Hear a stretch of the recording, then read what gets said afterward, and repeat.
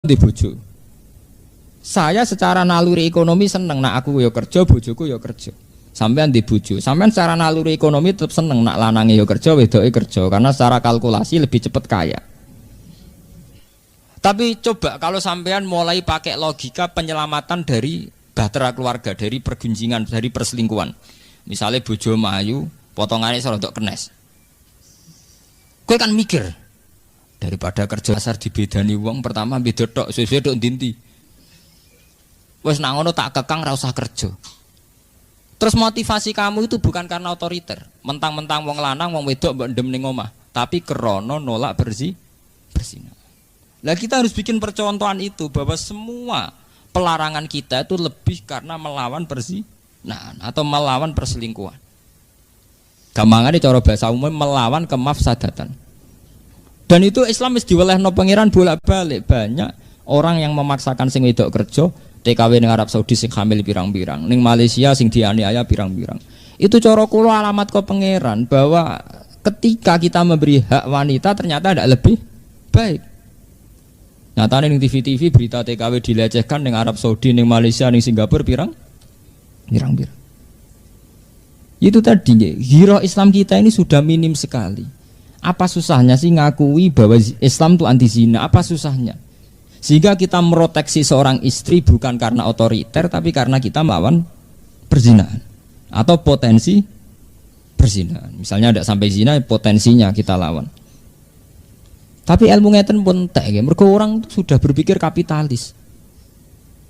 Iku ngono lanang wedok kerja cepet sugih. Dek lah mengko kowe melok kerja cepet sugih. Lah itu kan terus logikane kapitalis. Tapi tetap cemburuan repot kan. Ngongkon kerja untuk hasilnya akeh tapi sing lanang tetap cemburu. Ya, akhirnya uring-uringan. Kowe tilpon-tilpon SMS mbek sapa, Dek? Sing ngongkon kerja ya sapa? Saiki di relasi SMS-an kowe curiga. Sing ngongkon ya sapa? Lah itu kan dipek menangi dhewe, duwike gelem nampa, curigane jalan terus. Bareng uring-uringan kono relasine akeh, pegat to Mas. Wong lanang ra ketok lara. Relasi kadung akeh, luwih prospek. Ya kok sampai nak ndelok tulisan-tulisan versi wong sekuler. Nak darani pondok itu monarki kecil. Berhubung kiai iku ora dadi raja, dia bikin monarki kecil. Di mana monarki kecil itu pesantren. Kiai sebagai raja nyatane santri yo nyucup yo diluk tenan dikongkon yo nurut. Itu bikin kerajaan-kerajaan kecil. Sehingga dengan image demikian kesane kiai kan otoriter, dipek menangi dhewe. Lho gue jegrang wong liya diluk. Anggap sithik kesel njuk pijet, ngongkon ngalor ngidul, engko urusan politik ya fatwa sepihak. Lho, ketika dianalisis dengan demikian kiai kan ketok elek itu karena terus ditulis oleh mereka bikin monarki kecil, kerajaan-kerajaan. Ya sampean takono cah, pemikiran model Cak Yai nak darani pondok itu sistem monarki kecil. Ora kok pondok itu satu komunitas di mana di situ ada hukum sosial, santri yang kurang mangan mbek kiai yang kurang dipakani santri ini. Orang ngono, oleh ngamati gak ngono. Padahal faktanya kan begitu tuh. Kiai mbek santri kan wong latihan urip tamak bareng-bareng ngaji ngono tok. Kadang kiai ini radine beras dikei santrine, kadang santrine sing kere isane mangan dikei ya ini. Kadang tepaan wae pilkada rada makmur kan tok. Itu kan sederhana begitu kan. Tapi oleh mereka ditulis kiai itu menerapkan sistem monarki kecil, di mana seorang kiai jadi raja, santri jadi rakyat. Contohnya macam-macam. Delalah ono sing pas. Makanya sistem yang ditiru juga sistem poligami karena raja-raja dulu istrinya juga banyak. Lagi kiai ya banyak. Nah itu kan mesti digaduk-gaduk ya sebagian gaduk. Lenda itu kula namung cerita. Innahu fakar wa qaddar. Betapa pengaruhnya pemikiran. Piye supaya Islam ketok kacau.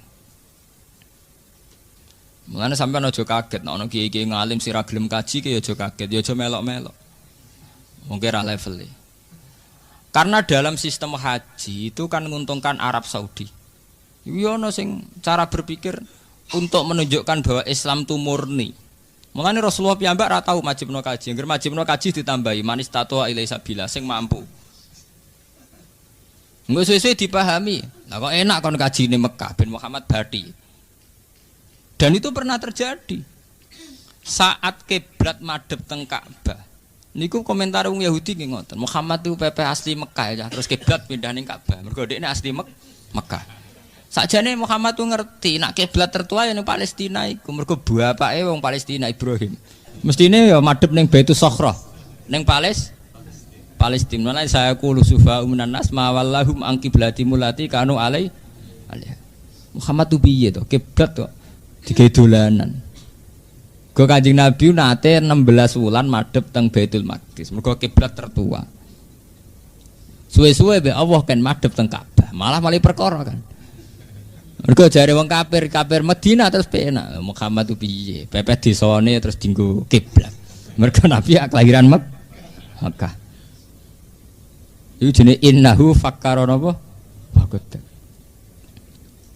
Mulane kula niku tambah iman mbek pangeran. Umpama kula ning donya ditakdir mo iman mbek Quran niku kula mati mun wani. Pun niku mergi ketok nak Quran niku sing bener. Itu tadi. Yuriduna ayutfi'u nurallahi bi afahim. Pada akhirnya lawan-lawan Islam mateni Islam lewat silat lidah, lewat silat mulut.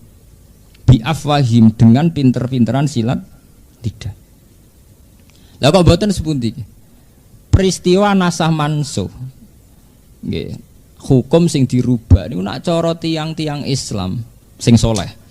Na'rifi nasah mansuh itu satu perubahan hukum yang bersifat kondisional li maslahatil ummah. Bahwa nasah mansuh ngrubah hukum sing krana maslahate umat. Tapi wong Yahudi enak oleh provokasi. Delok le nabimu pelin-pelan tenan. Wingi muni halal saiki muni haram. Bar muni haram muni. Macam nasah mansuh kan ngrubah hukum. To ngrubah hukum terserah sing komentari itu. Dianggap realistis yo kena. Mergo rubah yang karena kondisio. Nah, diarani pelin-pelan yo kan kena. Nyatane ora konsisten. Dhisik PKB saiki PKNU jenenge ora konsisten. Tapi karena jare sing seneng kan, iku jenenge kiai realistis, sadar kondisi yang berbeda yang mengambil sikap yang berbeda. Nah, tapi jare sing gedeng kan jenenge pelin-pelan. Padahal cara kula nasah mansuh itu fenomena biasa. Lho nggih to nggih, misale sampean ning desa orang terpelajar, roh perawan angon iso seneng.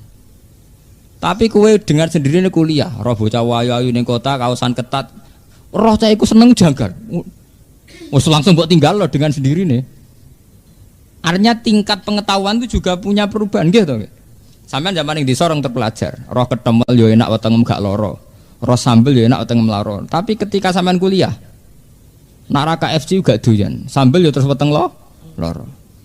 Senengem yo cewek-cewek sing model, sing gaul. Roh bocah tanggamu sing dhisik mbok senengi saiki matun, ora seneng blas. Lagi dadi kiai yo ngono. Kowe zaman kere untuk bojo iku syukure ra karuan. Bareng ke dadi kiai DPR RI. Roh bojomu kok ora pantes kabeh. Mergo wong wedok ayu-ayu di Jakarta luwih pantes.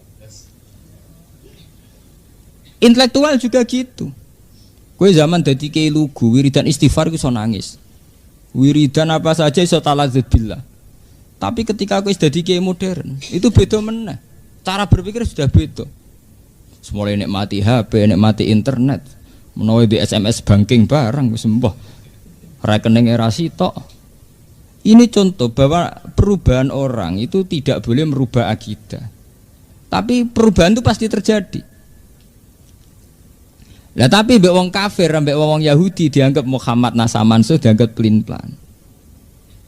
Niki penting kula aturaken teng mriki bi afahihim. Ya sama seperti sekarang yang kita alami. Kiai-kiai politik masyarakat lari. Jadi kiai kok politik saya kira seneng ngaji. Bagi mereka yang seneng politik, sira politik jadi pangku tangan. Masalah bangsa banyak kok dekne pangku napa? Tangan. Repot. Intinya nak jenenge cangkem bisa diwolak-walik. Mergo lidah tidak bertulang gitu. Lha boten iki perlu kula aturaken teng mriki karena itu tadi. Yang namanya hidup itu mau pinter-pinteran omong tok. Ini kayak kula bolak-balik nak mucal teng sarang kula terangaken. Ana wong anteng. Nak jari sing salem Pak Yai ku lu anteng. Nak jari sing ra seneng jen tell me telat mikir gak anteng. Kan wong tell me.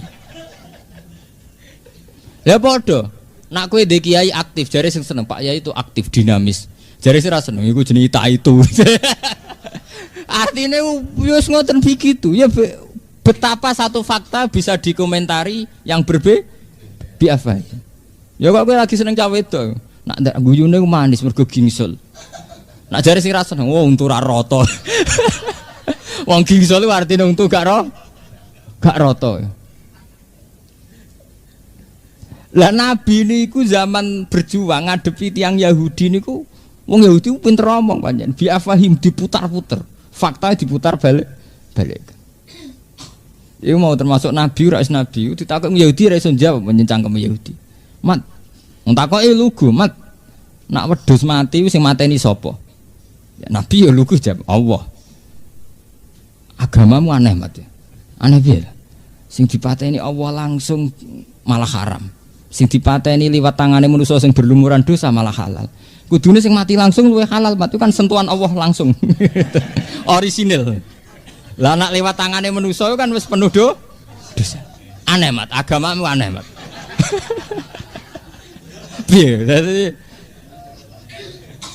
wong jan wong Yahudi pinter biafahim. Pinter molak-malik fakta.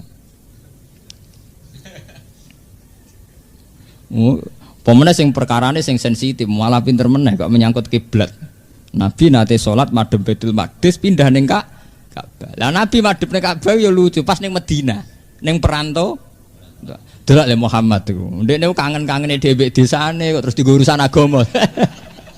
Dadi madhep Ka'bah iku dianggap Muhammad tuh kangen-kangene dhewe desane kok terus digo urusan agama. Piye to karepe cah iku piye? Itu jenis bi'afaim. Agama akan dirusak lewat mulut-mulut, lewat silat lidah. Ya begitu terus. Ya mulane ngendikane ulama-ulama hakikat. Wong kok percaya mbek omongan niku bento-bentone wong. Mergo omongan iso putar. Mulane ana kiai sing ekstrem nek omongan sengak. Cara kula sebagian nggih setuju. Mergo wong omongan niku cek alus cek ora kena dipercaya. Lah nek percaya piye? Misale kita tersinggung. Misalnya kiai sepuh apa mugi-mugi Mbah kula jenengan ndongakno husnul khotimah. Apa aku duwe potongan sul khotimah? Lah terus apa kan nak elek kabeh. Apa duwe potongan sul khotimah nganti mbok ndongakno husnul khotimah. Misalnya kita salami tempel 20, mbok anggap kiri to nganti mbok kei 20. Wong ngekeki kemungkinane kan loro to. Nganggep ke buta. Lah artinya nak nganggo potensi sing pertama kan elek to. Posisi dikei kan elek. Lha iku zaman Nabi ki ngoten. Sebab niku Quran bolak-balik cerita bahwa Islam yang membunuh Islam itu bukan perang senjata tapi bi'afahi. Kula gadah cerita yang menarik. Zaman Aagim poligami. Ya Aagim terkenal nih. Poligami itu saya punya kenal wartawan Islam, termasuk wartawan soleh. Dia orang baik. Itu kan langsung jatuh. TV 5 ndak pakai semua. Biasanya bedino raine Aagim. Saya ini kan raine Aagiman. Yang menarik kan langsung saat ini buatan Aagim tapi no Aagiman. Aagimi kan no. Itu cerita teman saya itu. Saat media mengadili poligami bahwa poligami itu sesuatu yang tidak benar, melahirkan ketidakadilan, bukti bahwa maniak seks dan sebagainya. Itu kalau Aagim yang jatuh itu sepele sekali karena Aagim hanya seorang kiai, seorang mubalik. Tapi logika menjorokkan poligami itu yang rugi umat Islam karena kebetulan Muhammad itu berpoligami. Kalau baleni malih banyak penulisan tentang poligami kesannya menyudutkan Aagim. Aagim jatuh itu sepele sekali karena dia hanya seorang mubalik, seorang kiai. Tapi logika bahwa poligami benar-benar salah. Ya, menyimpulkan bahwa poligami benar-benar yang jorok itu sudah merugikan Islam karena Rasulullah melakukan poligami. Itu yang kita rugi. Segampangan itu mau pinter-pinteran permainan untuk menyudutkan Islam, tapi gak ketara kesana yang diadili poligami. Sebetulnya yang tertulis di situ adalah logika-logika betapa salahnya poligami. Artinya secara umum di situ akhirnya tertulis di berbagai media massa betapa salahnya logika poligami. Sementara Nabi semua poligami, Nabi Ibrahim ya poligami, Nabi Muhammad poligami. Ya bi'afahim, poligami tidak dianggap nulung wong wedok tapi dianggap bukti hiperseks yang berlebih. Padahal zaman Nabi sampean tahu sendiri banyak perempuan sing lanang mati demi Rasulullah. Dan banyak yang dinikahi Nabi umurnya 54 swidak papat. Kalau krana seks lha apa rabi wong tuwek-tuwek. Ya memang ada di antara sing ayu paling Zainab, Aisyah kena dihitung liyane tuwek-tuwek. Wong Sauda terkena wireng bunder tuwa. Wong sampai ketika ana ayat hijab turun niku Sayyidina Umar ngenyek. Kowe iku ora usah nganggo hijab. Selain serana wong menarik kowe nganggo hijab lah tetep ketara nak innaki la sauda. Tetep ketara kena sauda. Kok bundere wis ketara. Umar iku sing sahabat wae wani ngenyek mbek sauda. Sauda iku ana ayat hijab nganggo hijab. Wong wis gak menarik bunder tuwek glundung. Dinyek mbek Umar kowe ora usah nganggo hijab. Kowe nganggo hijab lah tetep kewenangan nak kowe sauda. Mergo postur tubuh. Lah umpama Nabi poligami krana seks lha apa poligami saudah bareng. Lah anak hakim mak bener, iku mantan pragawati jeneng ayu, iku normal niku cek bener banget. Ya hakim ya sadar nasa mansul, paling dekne pikirane kan. Pulau terkenal duwe akeh, bojo rapati ayu kan rugi dekne. Apa artinya terkenal gak menikmati hidup? Ya kan sah saja. Ya kan normal itu. Sing ra normal kan sira payu rabi ini. Tapi sing jelas ya, permainan media sampean harus tahu itu tadi. Kata teman saya itu mengingatkan saya, sebetulnya gini Pak Bah, saat A'agim yang jatuh karena poligami itu tidak masalah. Ya hanya seorang A'agim. Ya, hanya seorang A'agim. Tapi kemudian logika poligami begitu salah, logikanya begitu jorok, begitu tidak manusiawi. Itu yang kita rugi karena kebetulan Rasulullah berpoligami. Sebab itu terus rame tulisan yang bela poligami. Lah repote sing bela pancen duwe karep poligami. Ya kan padha repote kan. Nak cara kula pribadi itu tadi bahwa Rasulullah sebagai nabi itu memang mulai dulu disoal. Mulai kenabiannya sampai punya rivalitas sampai saiki ana Musaddiq, ana Liyaminuddin kabeh rival-rivale nabi udah ketemu Jibril. Liyaminuddin, Musaddiq kabeh. Itu normal sekali, normal sekali. Artinya seorang nabi pasti punya musuh. Wa kadzalika ja'alna likulli nabiyyin aduwwan minal mujrimin, kata Allah. Setiap nabi pasti saya bikinkan musuh. Tapi masalahnya musuh paling fatal kata Rasulullah itu nak sing salah faham wong Islam dhewe ya umate dhewe. Mulane kanjeng Nabi anggere ana wong Islam sing salah iku duh kok. Kowe kepengin kaya kaum Nabi Musa. Kowe kepengin kaya kaum Bani Israel.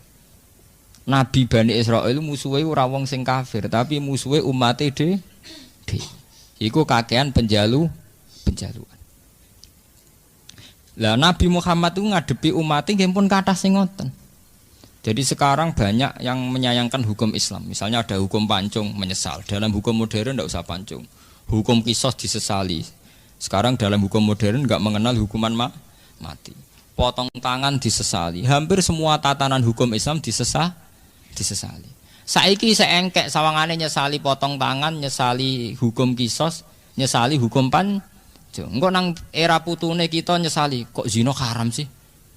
Kok sesuai nang disesali malah Islam piye to ana zina barang haram, barang enak kok diharam. Lho nggih, awal dari menyesali aturan Islam, suwe-suwe kok delodok sing disesali iku hukume. Saiki kan ijek sing disesali. Yaitu tadi kayak gerakan feminisme. Ini kalau cerita intelek ya. Di Jogja itu di kota-kota besar itu semua mahasiswa itu termasuk untuk studi gratis itu kalau studi tentang gender, tentang kesamaan gender bahwa hak wanita sama persis dengan hak lelaki. Karena kebetulan lagi Islam memposisikan lelaki 1 derajat di atas perempuan. Sekarang hak gender kuat. Wong kula jek eling cilik kula iku lurah wedok iku kiai protes kabeh. Saiki meneh dek lurah, cek bupati, cek presiden ora ana kiai pro. Bahkan suhune kiai tahu duet sampai Megawati ya. Dan itu ndak janggal. Padahal sampean eling to, gek cilik sampean eling to. Ini takono Mbah Sakur sing sebut. Riyen lurah wedok kiai setuju mboten, Mbah? Mboten. Saniki mulai bupati sampai presiden sampai karena apa? Isu yang digulirkan mereka kesamaan gender, gerakan feminisme itu kuat sekali. Kuat sekali gerakan yang mensejajarkan wanita dengan lelaki. Kuat sekali. Sehingga umat Islam sudah teracuni pikirannya, tidak masalah presiden lelaki atau perempuan, tidak masalah. Bupati lelaki atau perempuan, tidak masalah. Lah suwe-suwe ya nuntut kalau lelaki boleh poligami kenapa perempuan tidak? Saya ini pertanyaan ini seminar-seminar. Yang butuh variasi seks kan tidak hanya lelaki, perempuan juga bu. Terus-terusnya dulu atau kabeh kan? Suwe-suwe sedang dikaji kemungkinan istri atau nopo perempuan punya hak talak. Hak talak kok lelaki tok. Gak adil. Nak sing lanang ra karep iso megat, nak sing wedok ra doyan sing lanang kok ora iso megat. Mulane kula pribadi, kula nak sering tahajud mbek pangeran. Sing marai kekacauan ini termasuk para kiai, kita sendiri. Yaitu tidak bikin percontohan Islam yang baik. Kita hanya berpegang sama hukum fikih. Kula wani sowan pangeran ketemu ngeten wani. Saya bersumpah berani ketemu Tuhan begini saya berani. Artinya ngeten lho nggih. Cara hukum fikih, rungokno niki. Cara hukum fikih, hak talak memang hanya pada suami. Ar-rijalu qawwamun 'alan nisa. Hak talak juga diberikan hanya pada suami. Tapi kita ini masalah protes. Kalau tak cerita, ini cerita ilmu intelek ya. Cerita ilmiah. Awal daripada tolak, piye wae iku ada ketidakpuasan baik suami pada istri atau istri pada suami. Sehingga andekan keluarga itu mawaddata warahmah itu tidak terjadi tolak. Sebab itu Nabi ngendikan abghadul halal ilawah at-tolak. Tolak itu halal tapi abghadul sesuatu yang sangat dibenci Allah adalah tolak. Jadi halal tapi dibenci Allah. Karena tolak itu masalah sensitif. Nah, sampai naruh rasanya di anak wedok sing lanang gak kebenaran. Kowe rak bingung. Ndak hanya orang sekuler. Kiai-kiai lan ada anak wedok sing lanang gak kebenaran ya bingung. Wong sing anake ra iso megat. Nuruti tetep bojone lara kabeh. Yang menyesali ini tidak hanya wong Jawa, wong Islam lah nak tepaan be kasus nggih menyesali. Saya berkali-kali bilang di seminar, tidak hanya kamu yang protes itu. Andaikan saya punya anak putri dan dikawin sama orang yang tidak kebenaran, saya juga akan ingin talak. Cuma saya tidak akan mengatakan bahwa Islam tidak adil. Gini wow lewat cara hulu, bahwa perempuan boleh mengajukan talak, cara Jawa lewat rafa. Tapi gini ku bolak-balik. Kiai-kiai kampung, kiai-kiai yang lugu itu ikut andil dalam memperparah keadaan. Kita tidak mempopulerkan hukum Islam yang lain di luar tolak. Sebetulnya harus kita populerkan bahwa dalam Islam tidak hanya tolak, ada khulu, ada fidah, ada rafa. Cara Jawa napa? Andekan hukum tolak sepopuler hukum khulu, juga sepopuler hukum rafa, mungkin mereka tidak janggal. Karena kelihatan kalau perempuan juga punya hak. Wes gitu kita tidak bikin percontohan yang baik. Misalnya begini. Yang namanya poligami di dunia kiai pun rata-rata faktor nafsu. Ya artinya bojone elek rabi wong ayu, bojone ngecewakno rabi sing luwih menah. Sehingga ya terjadi stigma bahwa poligami ya mesti unsure seks. Ya akhirnya korbannya wong terus bayangnya zaman Nabi unsurnya juga seks. Makanya kalau setuju model konsep Quran di luar aturan hukum itu ana laqad kana lakum fi Rasulillah uswatun hasanah. Rasulullah poligami tapi beliau membuktikan adil. Sehingga zaman itu ya ada polemik. Bahkan wong Yahudi sendiri itu tidak mencibir Rasulullah poligami karena ya baik-baik saja. Enggak ada apa-apa. Itu pentingnya uswatun apa? Hasanah. Nggih to nggih. Misalnya sampean ketemu pakar gender atau pakar feminisme, pakar yang mensejajarkan wanita dengan lelaki. Wong iku mbok rabi, pakare lah lho mbok rabi. Bareng mbok rabi bahagia. Apa deh? Lha iku pentingnya fi Rasulillah uswatun. Orang yang protes aturan itu ternyata dia bahagia di bawah naungan kue. Apa deh? Mas nak cara aku, wong wedok di hak tolak. Iya di hak tolak. Tapi dia ini bahagia ya. Haknya ora dinggo tetep. Wong dia baik-baik saja. Ini pentingnya uswatun hasanah bahwa di luar aturan hukum kita ini harus punya perilaku yang sehat. Karena dengan perilaku yang sehat ini Islam terselamatkan. Kalau kita hanya main hukum misalnya wong lanang penggaweane megat, wong lanang duwe hak otoritas ning gone perempuan, ya ndak ada selesainya. Gak buatin paradoks semudi. Ketika hak nafkah itu diberikan sama suami, akhirnya sing lanang ra kodak nafkahi, sing wedok dadi TKW. Kerja ning Arab Saudi, ana sing mulai hamil macam-macam. Kerja ning Malaysia untuk aniaya majikan dan sebagainya. Yang salah siapa? Tokoh feminin gak siap menjawab itu. Katanya itu kecelakaan sosial. Padahal masyarakat kita ini sudah siap melihat perempuan yang kerja. Tapi ketika diperkosa ngalami ngono mereka tidak siap. Mulane sebetulnya kita kula jenengan senten sing ngaji kula kudu wani bersumpah demi Islam kita menjelaskan sesuai akidah Islam. Misalnya begini kula terangkan Islam itu anti perzinaan, anti pemerkosaan sehingga perempuan yang kerja di luar atau yang berpotensi diperkosa atau dilecehkan seksual itu diharamkan. Sebetulnya pengharaman ini dimulai dari karena Islam anti zina, anti perkosaan. Sebab itu semua potensi yang mengarah ke sana kita tuh tutup. Tapi kita ini kan kita juga bikin percontohan yang jelek, ngiranya bahwa lelaki menguasai perempuan, bukan anti perzinaannya itu. Ya ini ki London sampean pahami. Misalnya ngeten nggih. Kula di bojo.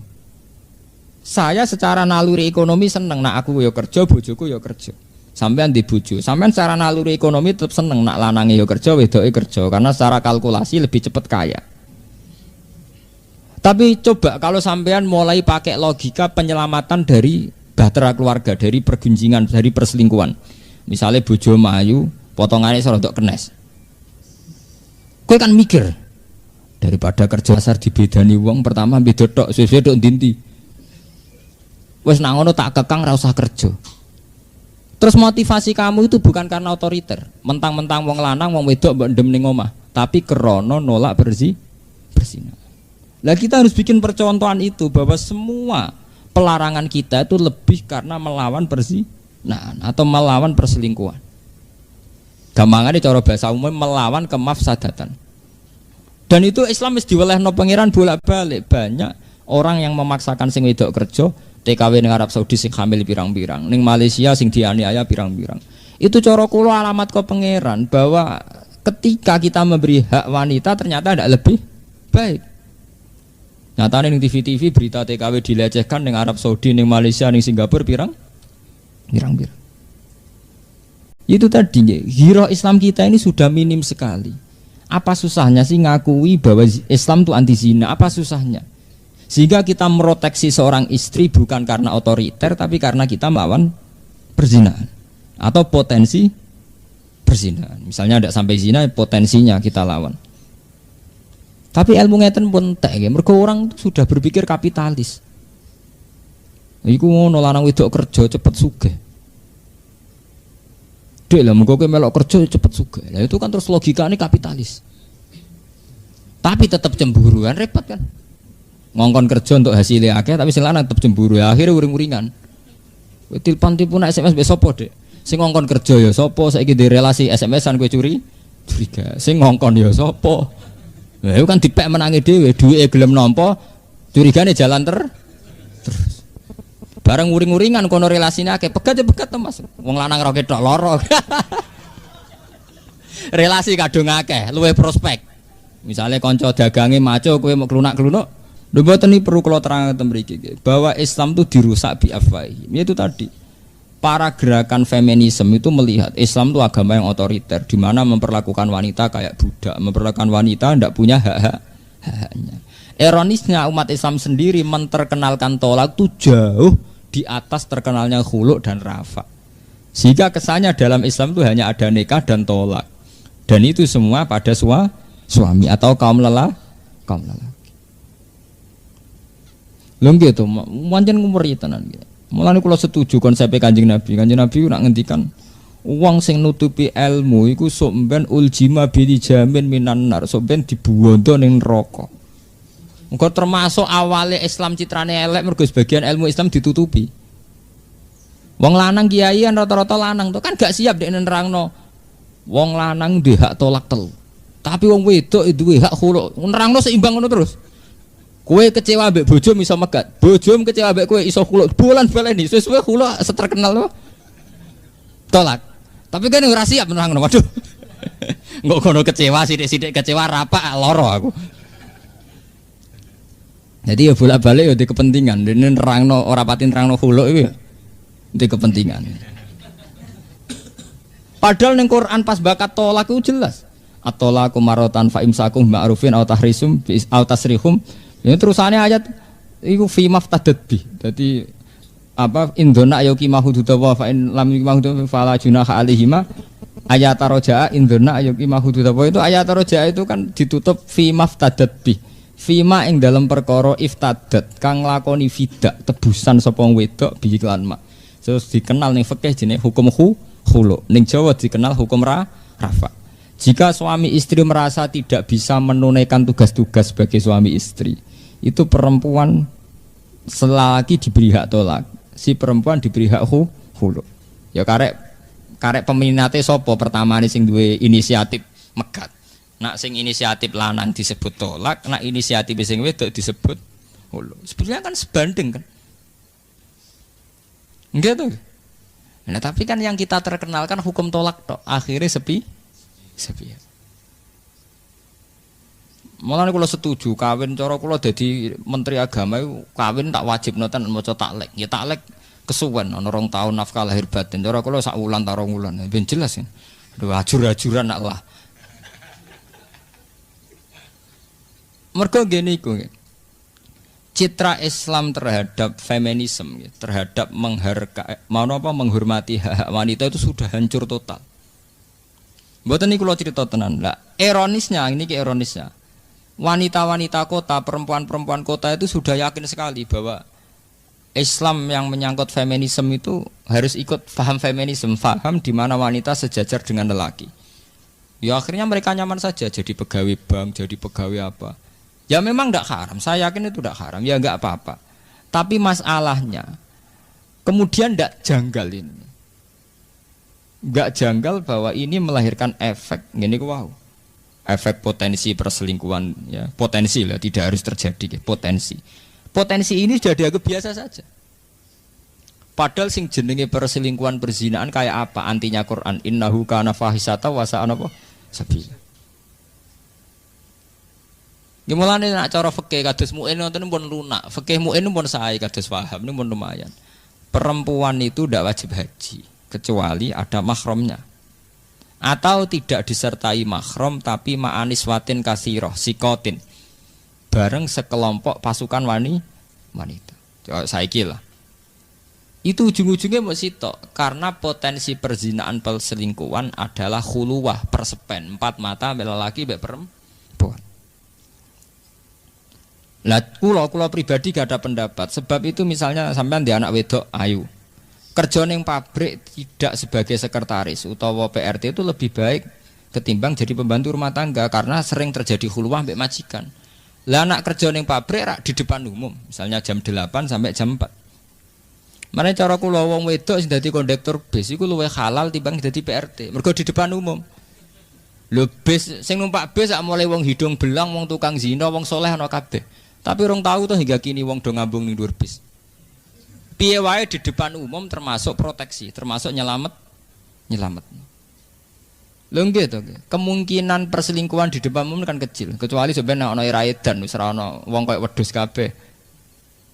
Tapi kalau di khuluwah 4 mata itu jare Kanjeng Nabi ora ana wong wedok kumpul wong lanang wong loro illa seton salisuhuma kecuali ketiganya napa setan. Iku wong saleh wis ora rubah. Wong gambarane itu seperti yang digambar no Quran yang Nabi Yusuf walaqad hammat bihi wa hamma napa? Biya jenenge sak omah. Pertama ya gak menarik suwe-suwe anane iku kan. Sampai istilah walaqad hammat bihi ya mergo sak omah. Hal yang tidak terjadi pada orang fasik sekalipun kalau di depan lalu kula nu sering gadah sarane harusnya kayak Muhammadiyah, NU semua ormas Islam menyarankan kalaupun wanita terpaksa kerja itu disarankan di tempat-tempat umum, misalnya di pabrik. Nah, tapi wong Jawa malah nganggep kondektur bis iku app. Misalnya cawe wedok dadi kernet itu app. Nak cara kula lumayan iku timbang dadi ya sekretaris pribadi utawa apa luwih riskan kan? Potensi riskannya parah mana? Monggo. Paham nggih? Di saniki mulai tinggi nggih hukum meniki kula peringataken aturan-aturan Islam bahwa perempuan harus keluar sama mahram atau ma'aniswatin sikotin atau bareng kelompok napa perempuan. Maksud kula ngeten nggih. Selama ini ilmu-ilmu begitu itu kita anggap rutinitas, kita ngaji mu'in tahu ilmu itu, ngaji wahab ilmu. Sebetulnya ini ilmu proteksi, ilmu untuk menjaga diri kehormatan perempuan. Karena secara faktual orang-orang yang di bis di terminal asal pas rame-rame nyatanya tidak ada perkosaan, tidak ada perselingkuhan. Sementara banyak kasus di mana orang podo soleh atau bermula soleh, tapi karena sering berduaan kecelakaan.